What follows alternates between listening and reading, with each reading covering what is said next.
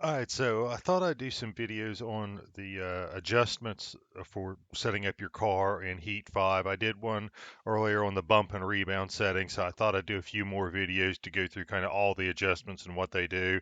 This one is going to be on weight, wedge, and ride height. Some of it's kind of obvious, some of it may be a little bit new, but let's start with the left weight setting.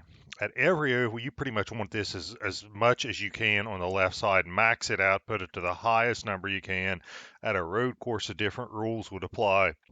But at an oval, if you think about what you're doing, you're just trying to turn left, and you want to do everything you can to help the car turn left. So if you put more weight on the left side, the car is going to lean to the left, the car is going to pull to the left, the car is going to turn better to the left. So you want this left side weight maxed out about as much as you can at any oval you're running.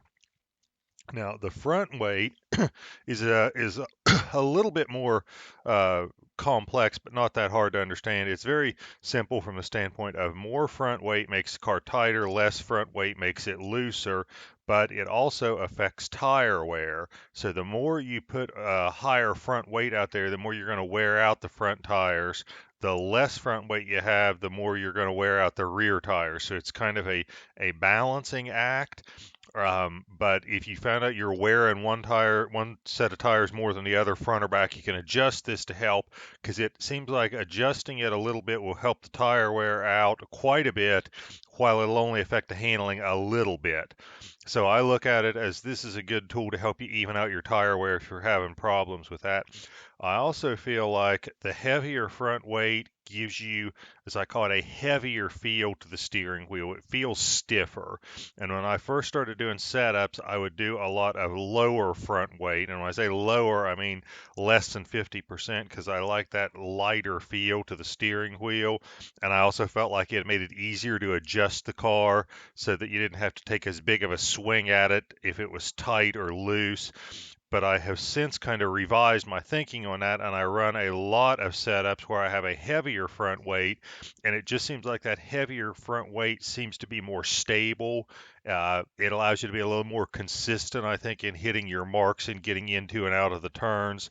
So I've kind of migrated towards more of a heavier front weight. I will also tell you that the next setting is wedge, and a lot of times I find that the car is most stable and easiest to get my hands around when I have my front weight and wedge settings very close to each other. If you look at a lot of my setups, I have these within a couple of clicks of each other. Um, but the wedge is a huge adjustment. It's very useful, it's very popular, and it makes a big difference in the handling. So more wedge makes the car tighter, less makes it looser. So these two move in the same direction.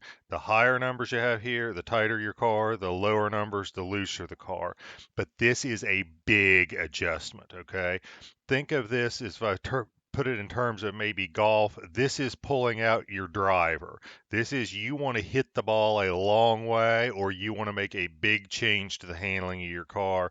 It is very easy to take a car from tight to loose or loose to tight by just moving, 5 or 6 clicks on the wedge. So know that when you're doing this, this is not an adjustment to fine tune a setup.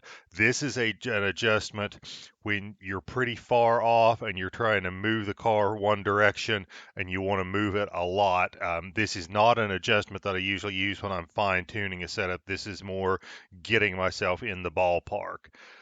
Um, Front ride height and rear ride height. I generally run these just about as low as I possibly can.